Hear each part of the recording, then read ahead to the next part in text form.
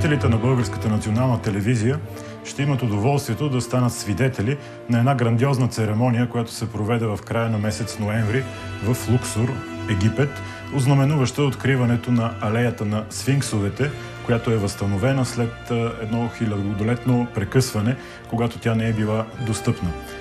Египетските власти положиха много усилия да направят тази церемония световно събитие. На него присъстваха над 90 телевизии. А ние днес с вас ще имаме възможност да станем свидетели, както вече казах, на тази церемония и на бляскавите египетски празници, съпътстващи откриването на алеята. Тук сме с професор Сергей Игнатов, директор на Българския институт по египтология, за да разговаряме за това важно събитие от новата културна египетска история. Днес ние сме се събрали, за да се потопим в тайните на Древен Египет. И аз сега се чудя, мисля си с какво да започнем. Всъщност Египет, чели сме го някъде по книгите, е храм на космоса върху земята и наистина всеки от нас, когато стъпи на египетска земя, има усещане за вечност. Може би това е най-великото таинство на Египет. Ето, неотдавна отбелязахме Рождество Христово. Тези, които са по-активни, са разгръщали евангелския текст и там е направило впечатление, че се води един спор между садукеите и фарисеите, има ли възкресение или не. Тоест, каква е перспективата след смъртта на тялото. В Древен Египет тази дискусия въобще не се води. Още от самото начало на египетската история до края на Египет, някакси Египет владее вечността. И човешката личност, дори дали ще се разгръща живота или не, или циклично, перспективата за всеки един жител на Египет е вечността. След смъртта на тялото следва. Живота продължава, той дори не е някакъв нов живот. Тъй като сега са много модерни източните учения, четем за цикличност, за прераждане. На много места има вяра за продължаване на живота след смъртта, но в Египет като че ли тази цикличност отсъства. Човешката личност, само египтянина, има перспективата и смъртта е само една част от пътя.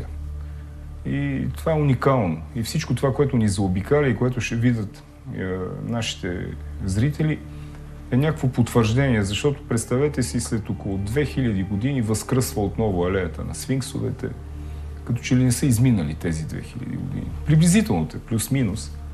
И пристигаме ние в Луксор и виждаме, че двата храма отново са съединени с бляскава фараонска церемония, която може да съперничи само на великите царе от епохата на Новото царство.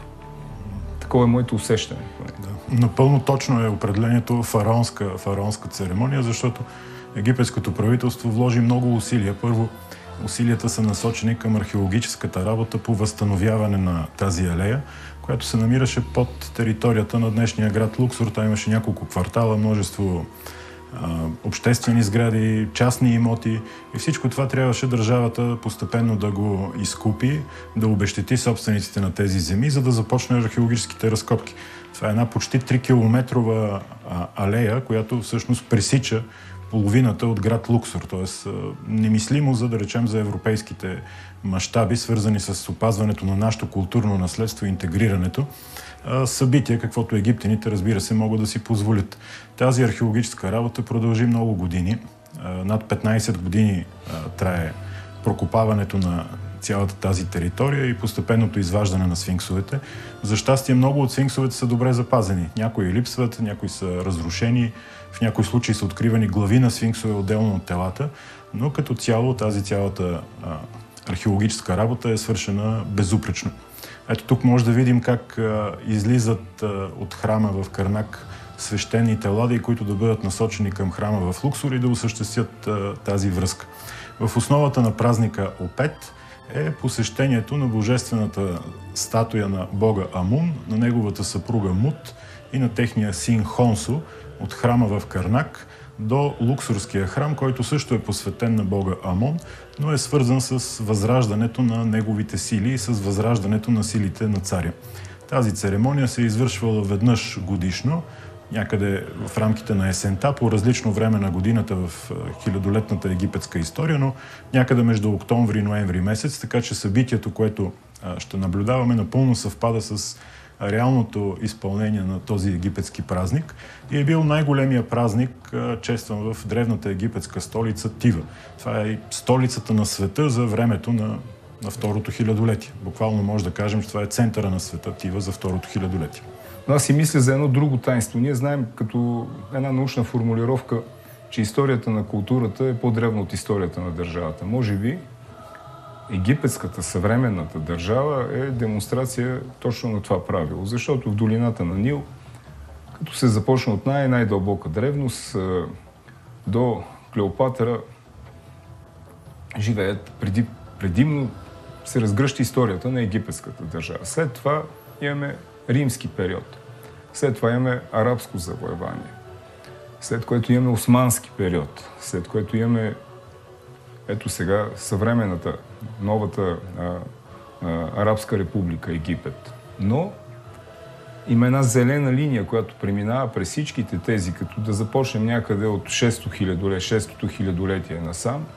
И това е египетската култура, която абсолютно споява тази идея за историчност и за държавност и независимо от промяна на религии, на стереотипи, на езици дори, които са говорени в столиците, древната египетската култура е демонстрирана днес и прекрасно в политически и културен, в всякакъв аспект от съвременната египетска държава. Това е нещо, над което и ние българите трябва да помислим. Тъй като много е важна тази нишка да бъде възраждана постоянно и запазвана, защото всъщност това е най-истинското, което трябва да се изучава. Една културна памет винаги е по-силна от всякакви други такива фактори. Напълно вярно. Културата е много по-силна от политиката, от временната ситуация, от всичко друго. И тя е това, което са нашите корени, които винаги ни връщат по едни и същи отдавна изпитани пътеки. Това можеше да се забележи и по време на самата церемония, защото египтяните, които участваха там, стотици египтяни танцори, певци и така нататък, част от церемонията, след това празнуваха неистово след края на тази церемония. Цял Луксор беше в огромна еуфория, както някога, преди хиляди години, този празник е обединявал тогавашното население на столицата. И хора, които имат съвсем други политически и религиозни възгледи в съвременния свят, някак си почувстваха магията на древността, това същото таинство, заразиха се от това събитие и се почувстваха като древни египтяни. Аз виждах съвременните египтяни със същия блясък в очите, какъвто има и обикновения египтянин, свидетел на това велико шествие на най-свещената проява на божествено присъствие, защото египетския бог остава скрит в Светая Светих, в олтарната част на храма и само по време на няколко празника през годината ладията, в която е поставено златното светилище с статуята на Бога, напуска сърцето на храма и може да бъде видяна от обикновените египтяни. Те на практика не могат да видят, не зърват лицето на статуята, на божествената статуя, но осъзнават и усещат нейното присъствие по време именно на тази церемония. Така че и днешните египтяни като че ли следват същите културни модели, каквито и древните египтяни.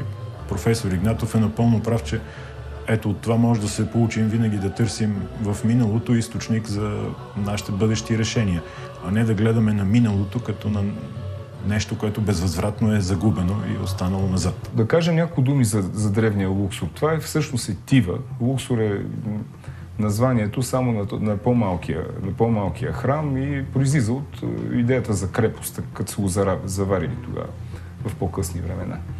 Но изгревът на Тива е в втората половина и особено в края на трето хилядолетие преди Рождество Христово. И блясъкът на Тива започва някъде в началото на второ хилядолетие, но втората половина на второ хилядолетие преди Рождество Христово, всичко е преди Рождество Христово, за което говорим, когато Египет става световна империя, Тива става център наистина на цивилизования свят. Тива, когато заварват първите египтолози, естествено този блясък, който сега виждаме благодарение на труда на археолозите, на египтолозите, не е бил такъв. Голяма част от колоните са били паднали, зарити с пясък, кокошки продават и гълъби търгували са в храмовете, решавали са някакви административни сделки и стъпка по стъпка, благодарение на египтологията, преди всичко, той е един всеотдаен жречески труд, който вършат нашите колеги и ние самите. Да. Днес имаме възродена, бляскава египетската цивилизация, която пулсира в живота на съвременният Египет. Като спомена за състоянието на Луксорския храм, ние може да го видим от различни акварели на първите пътешественици от 19 век и там точно това се вижда: къщички, магаренца, хора, които живеят на територията на храма, но духовният живот никога не е прекратявал своето битие именно на територията на това свещено място, защото след залеза на египетската цивилизация на територията на Луксорския храм има 3 копски църкви. А в последствие, когато е пренесен исляма от един проповедник, който идва от Близкия изток и се заселва да живее в Луксор, Абу Ел Хагак, той е погребан на тази територия и на мястото, където той е проповядвал в Луксорския храм, е построена днес една джамия с метресе, така че духовният живот никога не е прекъсвал от първите постройки на това свещено място. А първите постройки са от времето на царица Хатшепсут и Тутмос III. Това е средата на 18-та династия. За този празник ние знаем от релефите, които ни оставила тази царица, както в храма Дейр ел Бахри, така и в едно светилище, наречено Червеното светилище, което е открито в Карнакския храм на тази царица. Това са първите свидетелства за съществуването на празника Опет. Те изобразяват процесията с ладията, която се движи от Карнак, насочена към Луксорския храм, заедно с статуите на боговете, които казах, Амун, Мут, Хонсо и съответно царските статуи, като се предполага, че вътре в Луксорския храм е разиграван важен ритуал, свързан с зачеването, раждането и коронацията на царя. Така че веднъж годишно царят е възобновявал своите сили и се потвърждава неговата връзка с едно много важно за египтяните понятие Ка. Тоест, че царското Ка е вселено именно в този конкретен владетел, който управлява в момента. Това е източник на цялата сила и на творческата сила. Това понятие е важно. Може би да въведем нашите зрители, когато говорим за блясъка на Тива, особено втората половина на второ хилядолетие преди Рождество Христово, това е по нашата терминология историята на новото царство, на египетската империя. И дори човек да не се занимава с египтология, но все пак е чувал такива имена, като Тутмос III, да речем, великият завоевател, това е египетският Наполеон. Царица Хатшепсут, изключително интересна тема. Имаме жена, която управлява Египет 20 години като пълноправен фараон на Египет. Тоест, много интересно египетското общество. Ние още в трето хилядолетие виждаме египетската жена, тя е свободна, тя ходи на работа, тя се облича изключително елегантно. Разбира се, ако принадлежи на по-висшето съсловие. И облеклото, което виждаме, даже бих казал, е секси, това, което е запазено, да речем, в Метрополитън, музеят Метрополитън. И сега имаме жена фараон. Представете си, кога за пръв път жена става член на Френската академия на науките.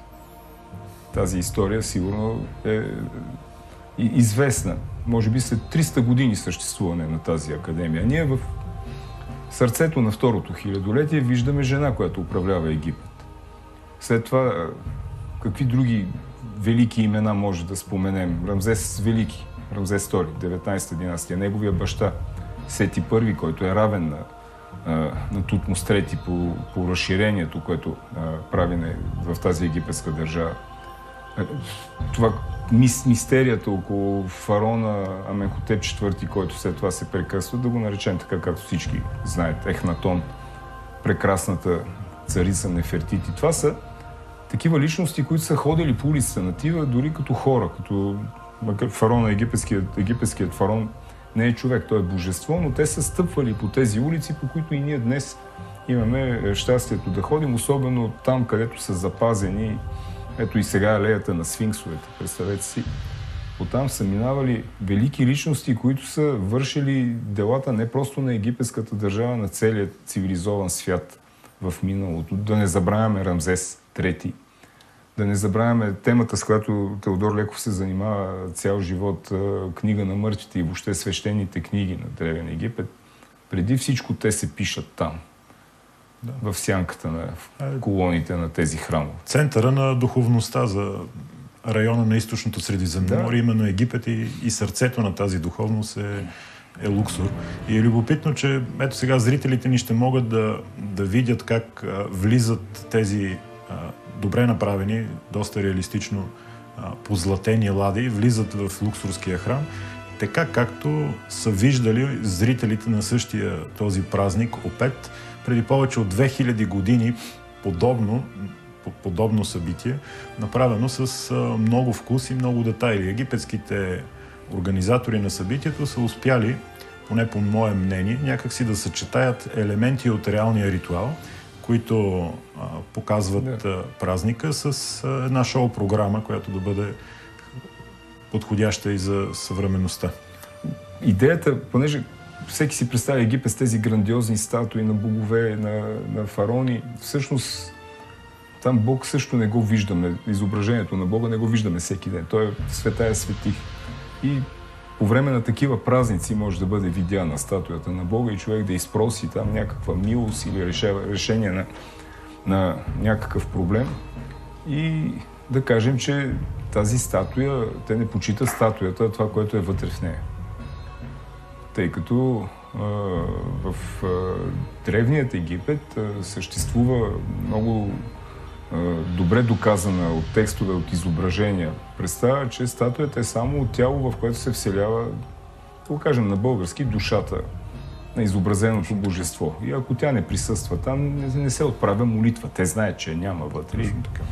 Това е много важно за разбирането въобще на еволюцията на идеята за Бога, тъй като наследено от времето на Източната Римска империя е едно не само пренебрежение, а и някакси по-добре да отрежем корените и да не се говори. Идолопоклонничество. Да, често казвам. Всъщност идолопоклонничество е свързано с това, че в определена статуя може да се всели собственика. И то след определени ритуали и определени условия. Но нека да пожелая на нашите зрители приятно гледане, да се порадваме заедно на това грандиозно събитие, на блясъка, на египетските танци, песни. Някои от песните са опит за възстановка на египетски песни, които са неизвестни от този ритуал. Така че това, което пеят певиците, звучи неразбираемо за нашите колеги арабисти, защото е опит за реконструкция на древноегипетски песни. Приятно гледане!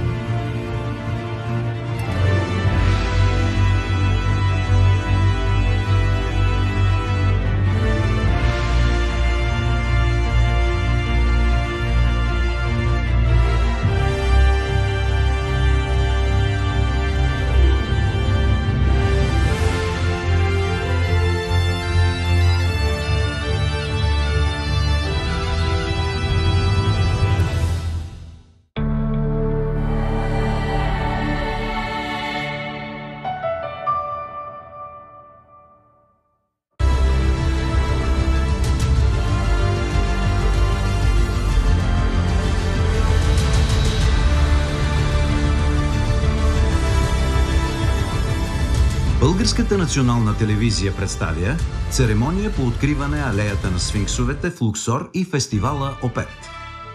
На 25 ноември 2021 година с грандиозна церемония беше открита алеята на сфинксовете на източния бряг на река Нил в град Луксор, Египет. Тази алея е свързвала в древността Луксорския храм с храмовия комплекс Карнак, най-големият храмов комплекс в света. Негово главно божество е Амон Тивански, свързан с творческата енергия, с личността, жизнената сила и властта на древноегипетския цар. Пишното събитие ознаменува откриването на тази алея след близо 10 години усилена работа от страна на египетските власти по разкопаване, разчистване и реставриране на мястото, а археологически разкопки на алеята започват още през 1949 година. За пръв път след близо 3500 години по алеята от храма в Карнак до храма в Луксор преминава празнична процесия. Тя пресъздава по съвременен начин древноегипетския празник Опет от времето на Новото царство, 1500 години преди новата ера. Този празник е свързан с култа към египетския владетел, неговите жизнени сили и връзката му с твореца Амон-Ра и има за цел възобновяването и възраждането на царската сила. Фестивалът Опет се провежда в продължение на 2 седмици в края на всяка есен с ритуална процесия, която е изминавала пътя от Карнак до Луксор и обратно. От данни от релефните надписи и изображения по стените на храмовете знаем, че част от процесионния път е именно по близо 3-километровата алея на сфинксовете, свързвала двата храма по суша. Процесията е включвала пренасянето на специални позлатени церемониални ладии, изработени от ливански кедър на божествената тиванска триада Амон, Мут и Хонсу. В древността са статуи на сфинксове с глава на Овен, свещеното животно на божеството Амон. Сфинксовете на алеята са от 1000 години по-късно, от времето на първоначалното провеждане на празника Опет. Поставени са по времето на царя Нектанебо I от 30-та египетска династия. Празнуването на фестивала Опет е описано за първи път 1450 година преди новата ера на релефните надписи и изображения от така нареченото червено светилище на царица Хатшепсут от 18-та египетска династия в Карнак. Други релефи в Карнак показват, че процесията е преминавала и в двете посоки по водите на река Нил. Пресъздаването на фестивала Опет в наши дни е прекрасна илюстрация на това, което правят египетските власти, начело с президента на Арабска република Египет, за грижата по опазване на древноегипетските паметници, а също и като утвърждаването на град Луксор като привлекателна туристическа дестинация. Египетският министър на културата, археологията и туризма Халед Ел Анани в обращението си на церемонията повтори отдавна известното, че Луксор – това е най-големият музей под открито небе. Луксор съвместява хилядолетна история и култура в един модерен и развит град. Със споменаването на имената на древните божества и владетели, възстановяването на свещените сцени и изображения от релефите на храмовете в Луксор и Карнак, както и на фестивала Опет, става ясно, че древната египетска магия никога не е напускала тези свещени земи. На церемонията присъства и екип на БНТ. Българската национална телевизия работи по заснемането на филм, посветен на Древен Египет и българската египтология, който ще бъде излъчен в началото на 2022 година. Филмът е заснет със съдействието на посолството на Арабска република Египет в София, както и с помощта на българския посланник и българското посолство в Кайро. Част от екипа на филма, който ще разкрие тайните на Древен Египет, беше и авторът на филма доцент доктор Теодор Леков, египтолог и ръководител на българската археологическа мисия в Луксор. Единствената балканска телевизия, поканена да отрази събитието и да заснеме филм за този уникален музей на открито, е Българската национална телевизия. Магията на Египет е жива и до днес.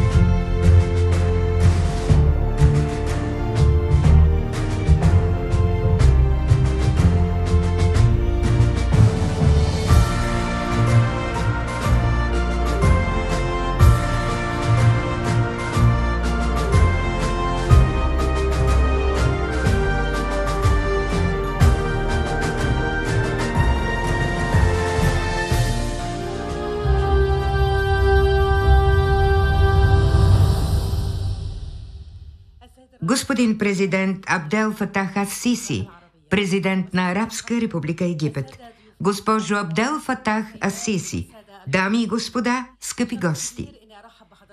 За мен е огромна чест да ви приветствам с добре дошли на тази специална церемония. Това е грандиозно събитие не само за нас, египтяните, но и за всички, които обичат и се интересуват от историята на древноегипетската цивилизация, както и за онези, които са насочили вниманието си към Луксор, градът на хилядата порти, както и към Луксорския храм, където се намираме в момента. Когато хората си припомнят Луксор, те виждат един град пълен с древна история, музей на открито, с невероятно голям брой антични храмове и паметници. Това е свидетелство за силата на египтяните, както и за тяхната способност да издигат храмове с колони, които се извисяват до небесата. В наши дни този град вдъхновява хората от Египет да строят и да изграждат република на просперитета. Днес, уважаеми гости, ние честваме постиженията си и искаме да се похвалим пред света с красотата на нашата страна, защото тя наистина е много красива.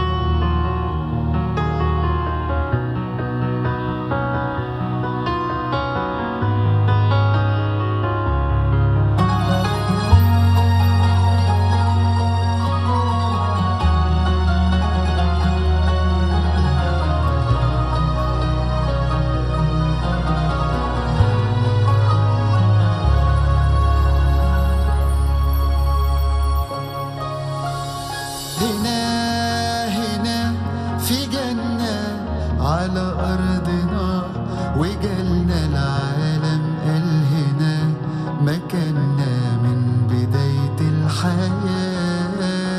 من كل البلاد بلدنا فيها حجر بينطق تاريخنا، ونيل شادي يعيش جوا روحنا هنا بداية الحياة. لف الدنيا دور ودور قولي فين تشوف، تصور سحر يعيش سنين، تصور كل ده عندنا. Searching through and through, my journey leads me back to you. And in the valley of the kings, it's always here I feel complete. حلو وناسها حلو، شوفوا الجبل شوفوا الخيال وشوفوا نيلنا. حلو بلدنا حلو، الكون بحاله وبجماله مش في جمالنا. ولف الدنيا دور ودور قولي فين تشوف، تصور سحر يعيش سنين، تصور كل ده عندنا.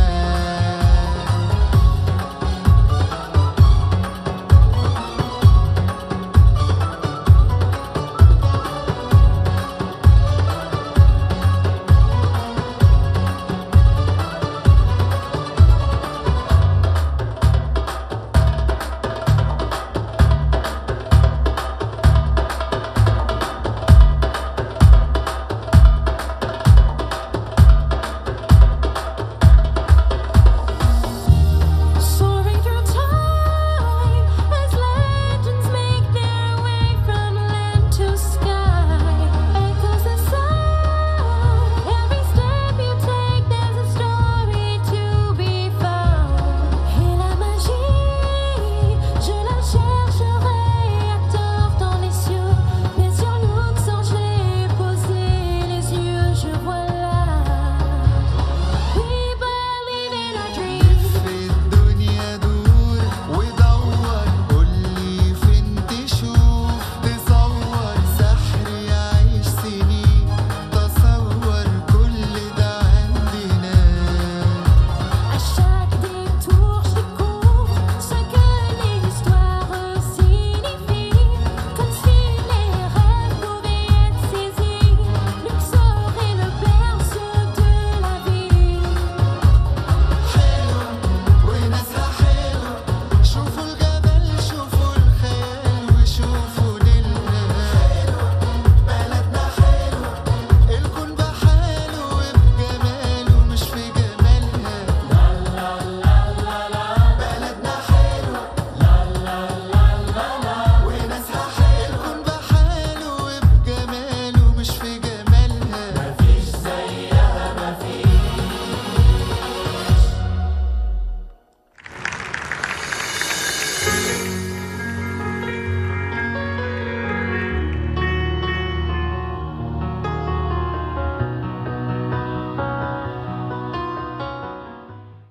Наричат го градът на Монра, столицата на Южен Египет, градът на могъществото. Всички тези мотиви символизират град Луксор. Той е пълен с живот, с енергия и оживление и различни дейности, вдъхновени от река Нил. Тази величествена река, която пази нашата история и е смятана за свещена от предците ни. Брегът на Нил при Луксор е не само туристическа забележителност. Реката е истинска животворна артерия, която жителите на града използват всекидневно, за да се придвижват. Но най-забележителното нещо в Луксор са неговите жители.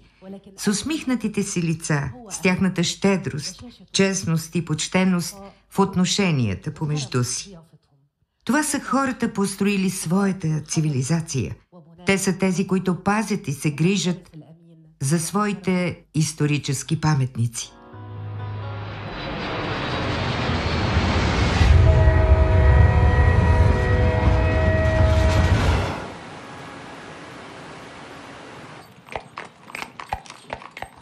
Всеки турист, който не е посещавал Луксор или не е обикалял Свайтон, е пропуснал много.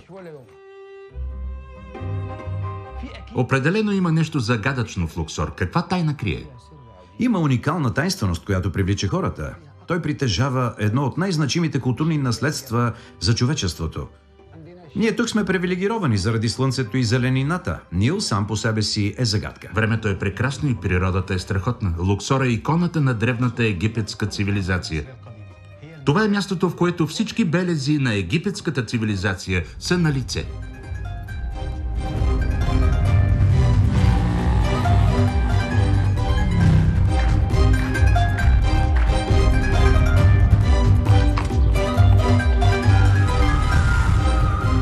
Когато туристите пристигнат тук, не искат да си заминават. Тук се пречистват от грижите.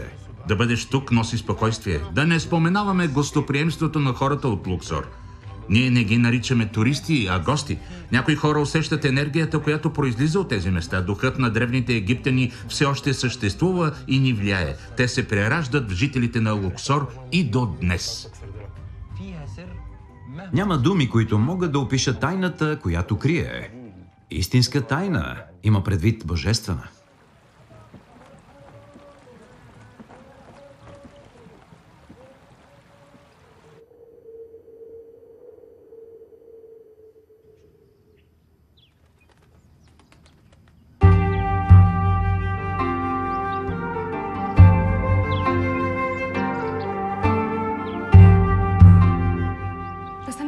Докторе, чух, че Луксор е един от най-прочутите градове, известен със своята богата древна история. Вярно ли е това? Да, права сте. Говорим за Луксор, най-известният град на света в археологическо отношение. Той е известен и с това, че е като миниатюрна енциклопедия на историята и цивилизацията на Египет и разполага с изключителни паметници на повече от 4000 години. Несравнимо разнообразие. Старото египетско царство, Средното царство, Новото царство, късният период, елинистичен и римски Египет. Несравнимо разнообразие.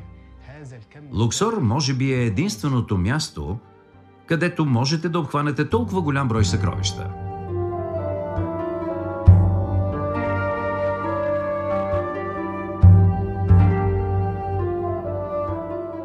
Луксор е построен от великите царе на Египет, управлявали по време на Новото царство. Силата на египетската държава е била по времето на Новото царство. Тук има най-много храмове и гробници, датиращи от този период.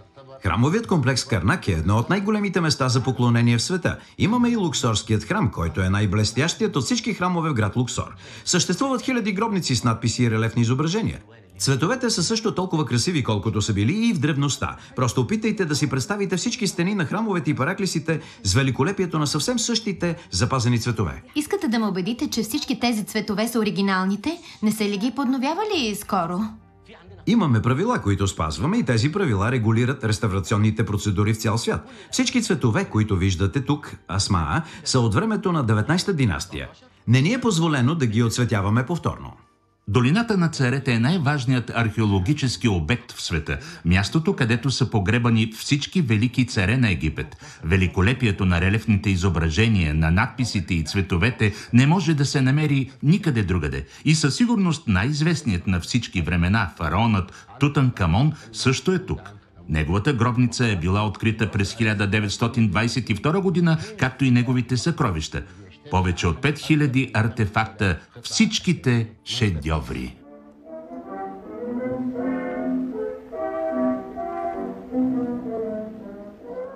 Моят баща е започнал работата си тук през 1907. Той беше египетски фотограф, остави около 1940 снимки. Това са фотоапаратите, които използваше. Всички фотоси са редки. Повечето от тях са на около 100 години. Те обхващат периода от Горен Египет през Абидос до Нубия. Това е краят на алеята на сфинксовете. На този мъж е крал Фуат, когато е посетил Луксор след откриването на гробницата. Луксор станал дестинация на кралете и президентите, след като е била открита гробницата на Тутанкамон. Луксор е град, който обединява всички цивилизации. На древния Египет, на древния Рим, на коптите, както и ислямската цивилизация. Всички религии заедно. Слава на Бог! Хората от Луксор смятат, че тези старини им принадлежат, откакто Абу Ел Хагак пристигнал в Луксор, неговата джамия остава тук. Тези релефни изображения са оригинални, никой не ги е докосвал. Някои хора са живеели на върха на този храм. Всяка година, по време на ежегодните наводнения, хората започнали да го наричат могилата. В древни времена, при редовните наводнения на река Нил, свещените церемониални ладии били поглъщани от придошлите води по тези места. Преди време река Нил е имала два ръкава. Единият е бил от тази страна и още един от другата страна. Прииждаше отляво и после обратно. Имаше светилища, поставени върху каруци и често с те пренасяха свещените ладии. Това са същите ритуали и шествия. Все още ги изпълняват по време на честванията по повод рождението на Абу Ел Хагак. 4 свещени лади и преносими светилища. Известна е връзката с ритуалните процесии, посветени на Амон.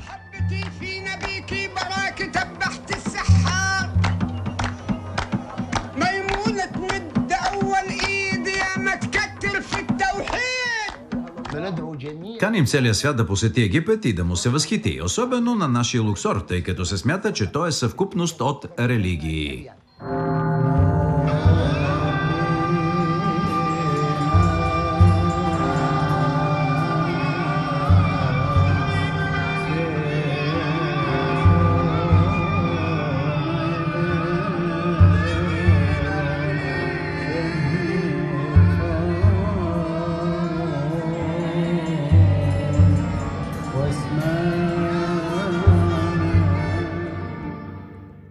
Манастирът Ел Шохада, мъченици, датира от 4 век. Построена е от царица Елена над телата на мъчениците. Той разказва конкретно историята на Есна.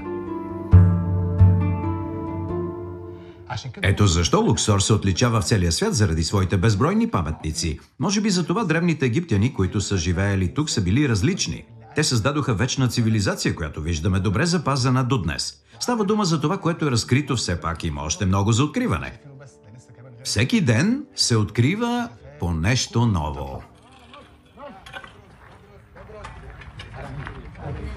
По този начин, моля, бъдете внимателни.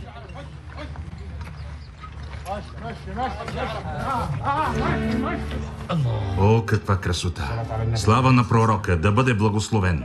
Някои от реставрираните трябва да бъдат укрепени. Певицата на Амон. О, Боже мой, внимавай, бавно, бавно, бавно. Моля ви, по-бавно, по-бавно! В Египет всеки ден има археологически открития. Всеки ден откриваме по нещо ново.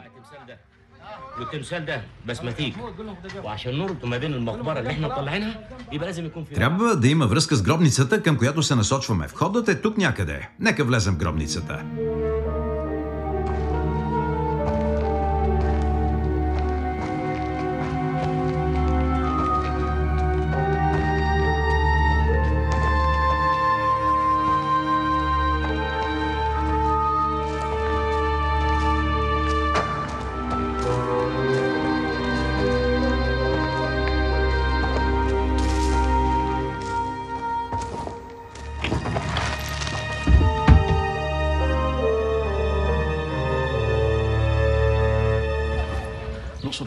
Луксор се промени много напоследък.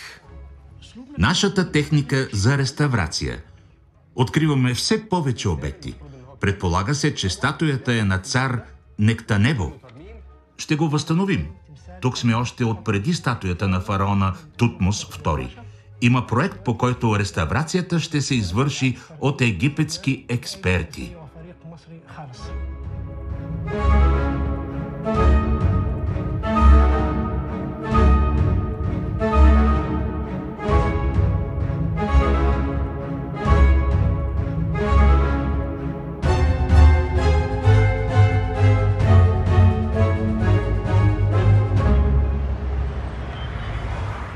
Господине, какво бих могла да правя, ако вече съм приключила своята археологическа обиколка? Можем да предложим много повече от археологически обекти.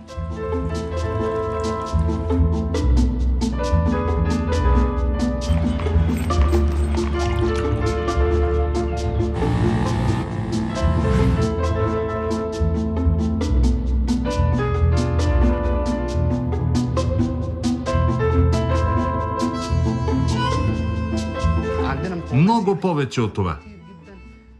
Обиколката с балон е идеален начин да разгледате целия Луксор. Планините, Нил. Започнете рано сутринта при зори. След това гледайте изгрева. За 45 минути може да откриете Луксор и всички негови подробности. Най-зашеметяващите и хубави гледки са тези на изгрева и залеза.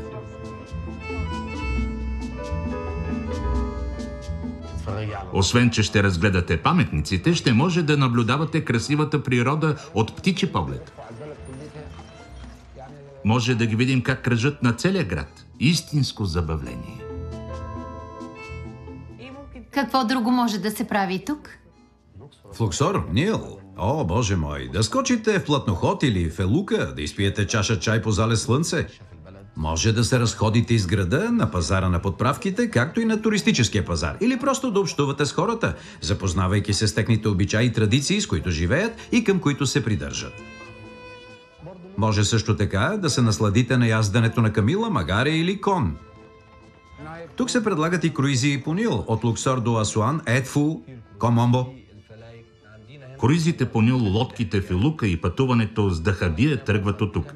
Имаме арт-студио, което привлича известни художници. Те се събират тук и рисуват къщите в Ал-Курна и тези на западния бряг. Много повече може да се прави тук. Обичаите и традициите по време на тържествата са само няколко примера.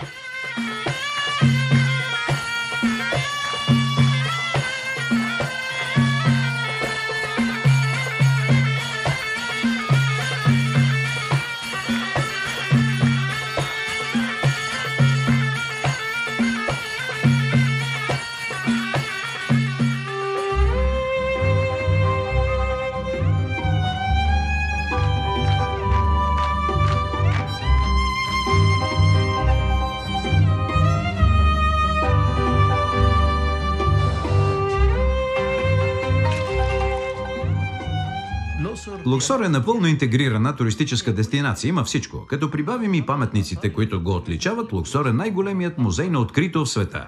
Това е египетски археологически обект, регистриран като световно наследство на ЮНЕСКО от 1979 година.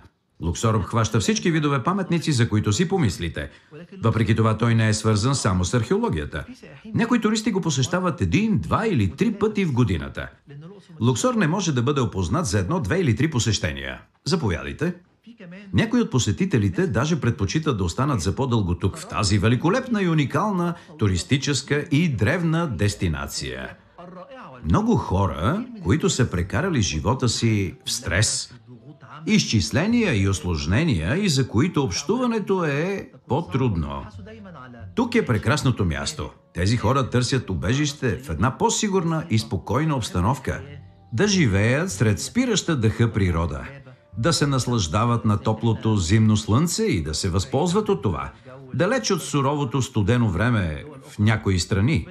Бог ни е благословил. Бог ни е дал плажове. Дал ни е слънце, дал ни е прекрасен климат. Нашите предци са ни оставили цивилизация, която ни отличава от другите страни. Винаги е бил много привлекателен за туристите. Някои го посещават с лечебна цел, някои хора идват тук да се насладят на спокойствието и тишината. Познавам хора, които живеят постоянно тук. За първи път дойдох тук през 2006 година и още в началото почувствах със сърцето си, че искам да остана, защото нравът на хората е същият, както преди 1000 години. Затова реших да купя земя и да си направя къща. Сам я проектирах и построих.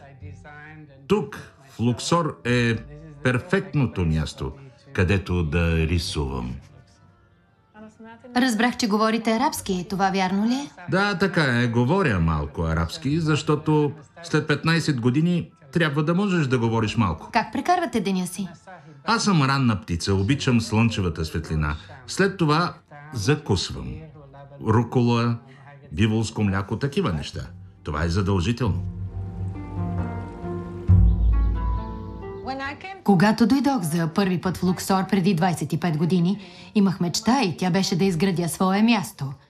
Мисля, че има нещо магическо в този град, особено западния бряг на Луксор. Не мога да го обясня, но Мога да го почувствам. Това, което имате тук, не се среща никъде по света. Толкова е разкошно. Фантастично е. Нашата страна е страхотна, нашата страна е сигурна, тя има всичко, а най-добрата реклама са добросърдечните египтяни, които винаги приемат гостите от цял свят с широко разтворени обятия.